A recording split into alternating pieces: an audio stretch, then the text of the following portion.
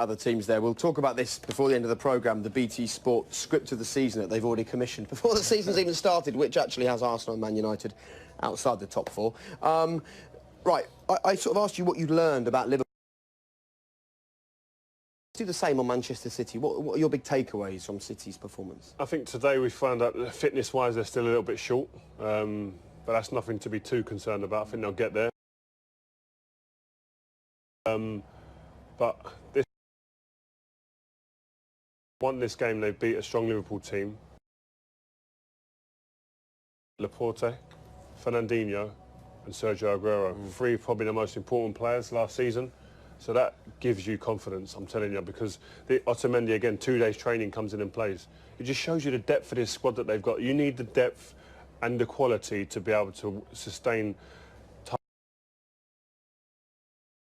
and then in all the cup competitions, which that's what they'll be doing. That is the culture at this football club now, and that is a scary thing for the other teams challenging.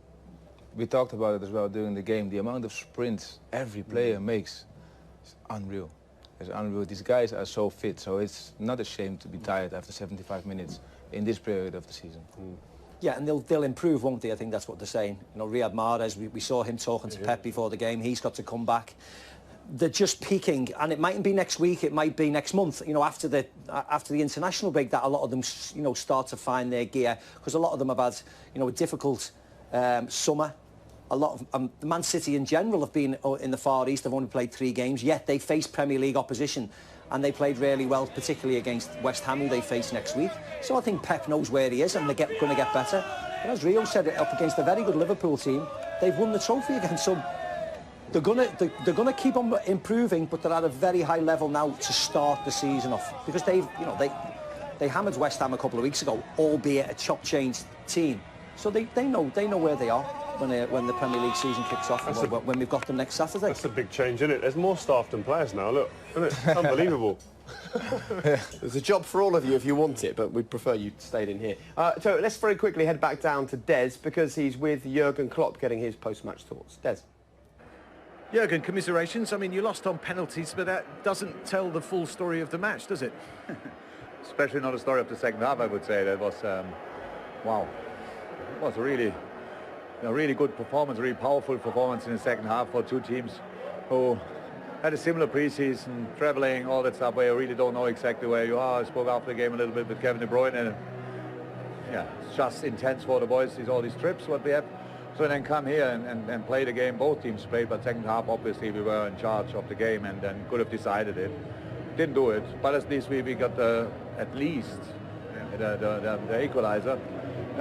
Yeah, so it's how it is. Penalty, it's a bit of luck involved, and one goalkeeper save decides. And I think that's I cannot be disappointed today, and not because of the competition or whatever, no, because of the performance of my boys, because that's for us, of course, much more important. If we win that game today somehow and play some shambles, whatever, then it's shambles. But then that helps us not at all. And so now we know we are still here, and we can still play proper football, and I like that information today most.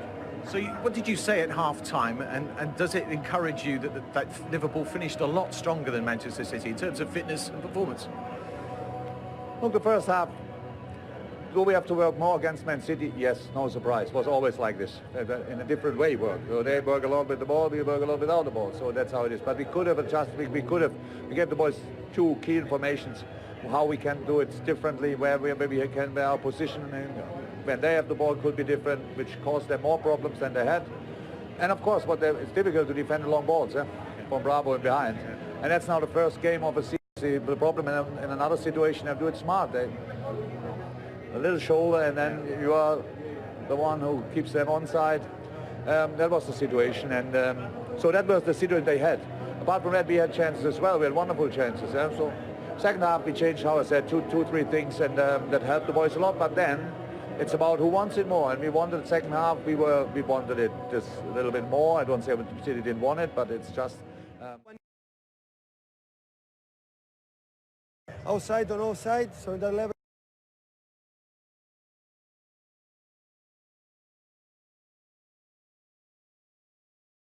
And you have to So it was just a case of physical fitness in the second half that the level dropped and Liverpool had a little bit more control, because you were dominant in the first half, we thought. But I think the problem second half is that we make, okay, you cannot stay 90 minutes high pressing with against team, and they play more long balls, and the second balls we didn't win it. So in the contrast, in the duels, they were better. Is one of the strength points they have, and you have to, you know, to control it, and we could not face them in the minutes that they were better than us.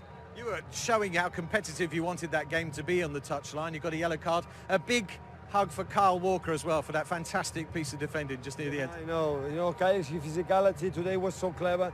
We spoke about that to help John in the opposite side, and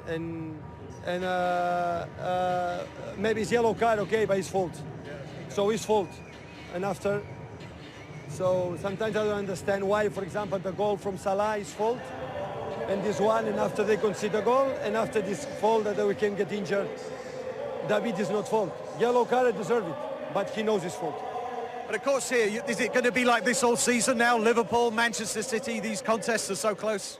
But if we take what happened last season, yeah, that's true, but I would say that there are many. United will be back, and Arsenal, you know, players, and Tottenham as always. We know that in the pre-season won all the games. And well done, City, today. Let's carry on talking about City. I do want to talk about Rodri, a new arrival in the Premier League, and he took to it really nicely today for City, didn't he, Rio? Yeah, I thought he did. I think like Maka said earlier, before the game, the pace of the game is going to be a big difference from Spain, so he's got to adjust to that. And I thought today, yeah, he got caught a couple of times, but his positional sense for me today was the thing that stuck out. The way he got in areas to allow people to have other space, dictating play, coming behind the ball, like Glenn said in commentary a lot of the time. He come behind the ball a lot of the time, so the game looks easier and slower from that position. And he just propped things up. And in that position, it's not about looking pretty, it's about being effective. And I thought today, he at times. You can see he can play, can't you? Thing. Every player for Manchester City is incredibly comfortable on the ball. He can play in numerous positions, and he was certainly like that. You know, playing passes like that, you can see he's very confident, and he'll fit in really, really well. And again, this is only the start of his career, and you know, let's hope it's a wonderful career in a Manchester City shirt. But he's a young lad. He's played a number of pre-season games, and then he's thrust into the limelight like this. Difficult game. And he'll come on a lot for this game. Foden. Pep says he's the most talented English player he's managed. I said to Rio before, and what was that about? Rio said, I think it's about giving him confidence. But then not playing him in a game is surely going to take away some of that confidence. You know, he scored a penalty, very good, but he needs to play football, no? And I think the last comment of Pep was, he just has one problem, and that problem is that his coach is not playing him enough. So it's a bit of a mixed message there. I do like Foden a lot.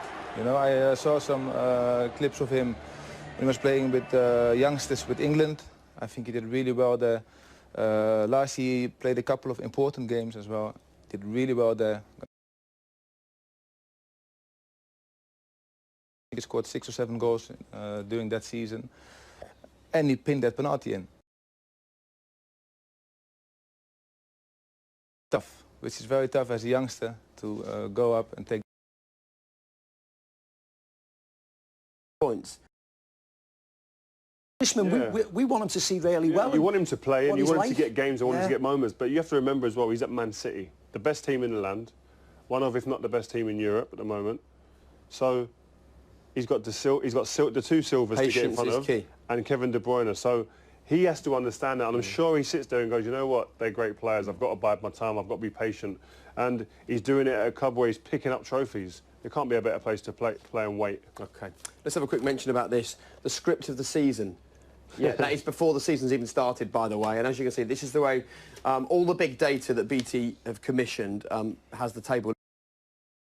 The end of it. First of all, City winning the league by 6 points. Is the gap going to be that big? Bigger. What? Yeah. What do you think it'll be? How many points does it say? No, how many points does City get?